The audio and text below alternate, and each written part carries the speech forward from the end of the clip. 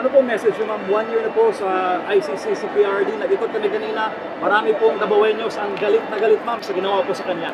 Oo, hindi lang mga Dabawenyos, no? Mga Pilipino, galit sa nangyari pag-kidnap kay dating Pangulong Rodrigo Duterte. It is unthinkable that a government, no matter the political differences with the administration, would send a citizen to a foreign jurisdiction to be detained and tried for crimes against humanity na walang basehan at walang maayos na witnesses. So, galit ang mga tao. Isang taon na sila galit at hindi pa yung galit hanggang hindi mabalik dito sa Pilipinas si dating Pangulong Rodrigo Duterte. Okay, we have Argel Relator, GMA, sir. Ma'am, ito nangyayari yung sa Middle East. Tingin po ba ninyo ay akmala yung mga hakbang ginagawa ng administrasyon para masiguro ligtas ang ating mga kababayan o OFW sa Middle East? Wala tayong nakikita, no, na ginagawa ng administrasyon. Ang banta ng giyera, narinig na natin yan noong taong 2022 pa lang. Nakita na natin yan sa lahat ng mga briefers, lalo-lalo na yung galing sa mga foreign governments, na meron silang tinitingnan na posibleng giyera ng taon na 2025. Isang year lang ang ligas, kumbaga, ang ligas sa tuig na isulti.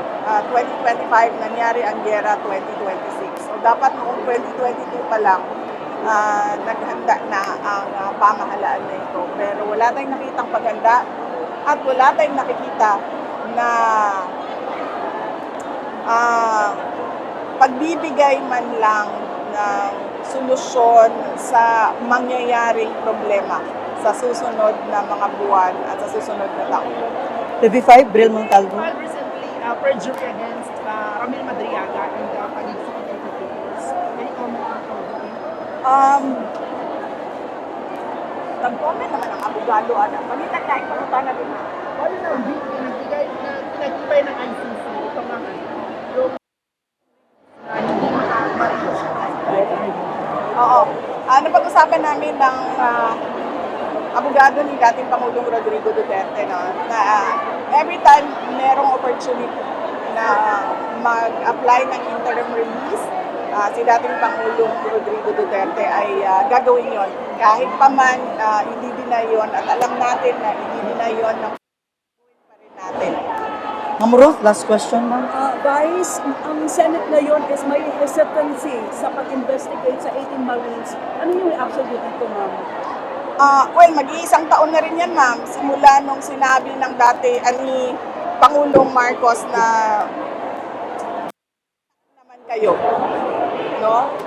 Mag-iisang taon na yan. Hanggang ngayon, wala pa rin nananagot sa flood control scandal, sa na nangyari sa 2023, 2024, 2025 budget. So, ano lang natin yan, itali natin yan doon sa nangyayari ngayon sa Middle East, no? Kung isang taon na itong corruption scandal na ito na walang nananagot at walang sinseridad ang administrasyon na imbestigahan at ipakulong lahat ng mga involved sa scandal na yan, makikita din natin na wala silang gagawin dito sa problema natin na darating dahil sa giyera sa Middle East. Any closing statement, ma'am? Yes, message, nagpapasalamat ako sa ating mga kababayan, sa lahat ng mga Pilipino ngayon na nakikiisa kay dating Pangulong Rodrigo Duterte sa pag-kidnap sa kanya, sa injustice na ginawa sa kanya. Isang Pilipino na kinidnap ng gobyerno, dinala sa ibang bansa para doon ay ikulong.